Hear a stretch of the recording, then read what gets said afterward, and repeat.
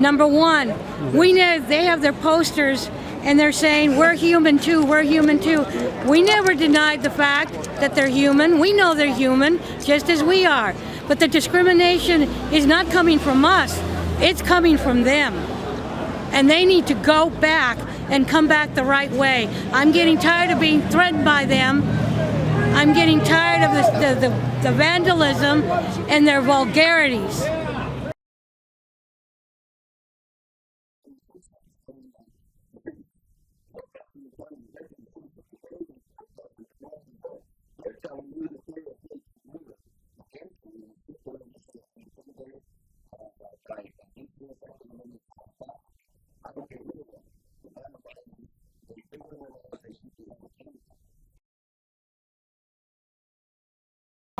I'm about the law. And the law is the law. Yeah. You know, it's all about, you know, us upholding our laws, and we passed a law that they don't belong here and they have to go back home. If you don't belong here, you have no right here, then you gotta go. You know, but don't try to speak for me and say that all Latinos feel the same way. We don't. They're not speaking for the whole Chicano population. You know what I mean? So I don't understand why you have all these Americans out of work and you have them in Food City and Pro Ranch Market and they're infested in there, but yet we can't get a job. But they have all that work. They're making the checks. What about all these Americans? That's what they should address. That's the real issue. You know, it comes down to basic, you know, basic common sense, which is American law being upheld and jobs, you know, and they don't care about our country. You know, they don't care about, you know, them being harassed. It's not about racism. They don't want to lose their jobs. They don't want to lose their money. That's all it comes down to, sir.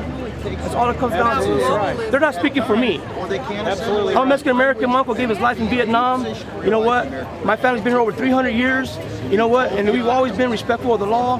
You know, I'm a law-abiding citizen. You know, I might look the way I look, but you know what? I'm an American first. You know what I mean? And they're not racial profiling me. They're not singling me out. They don't harass me. I think they can distinguish a Mexican American from an illegal. They stand out like a sore thumb. So.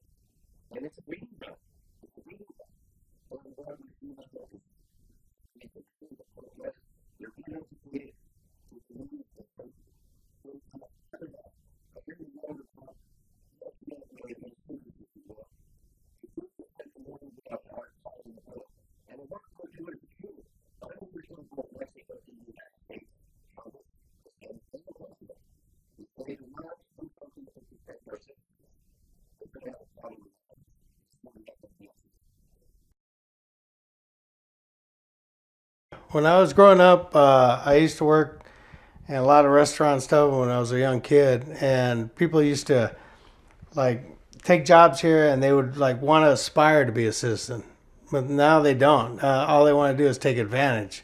And it's like really kind of hurts us as a Mexican culture because we work so hard to be an American and we hold on to our Mexican heritage, which is what we're supposed to do. But, you know, we're Americans first. And that's why I think that when people don't do that, all it does is like, it just really hurts everybody that does work really hard to be an American. And then the amnesty happened in the early 80s. And our traffic picked up.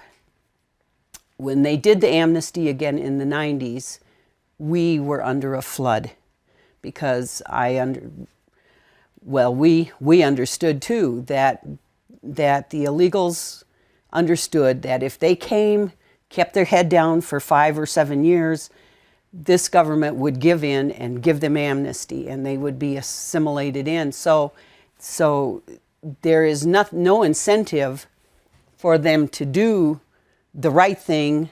The easiest thing is just to come across the border. Don't talk about amnesty until you secure the border. So, poof, we just secured the border. That's the way and now we can talk about amnesty, don't you see?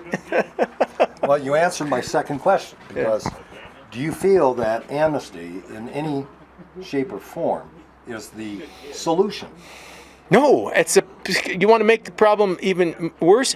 One reason now there's an increase in, right today, there's an increase in people coming across that border is because they know that there's amnesty being talked about. And what do we think would happen once you actually give amnesty? Do we think we'll stop people from coming? Of course not. What happens when you reward any particular kind of behavior? You get more of it. If you reward illegal entry into this country, you will get plenty more of it. Amnesty is a wolf in sheep's clothing. This is why. The people that benefit from the illegal alien coming here and being adjudicated are the people pushing it. They're doing it because of money.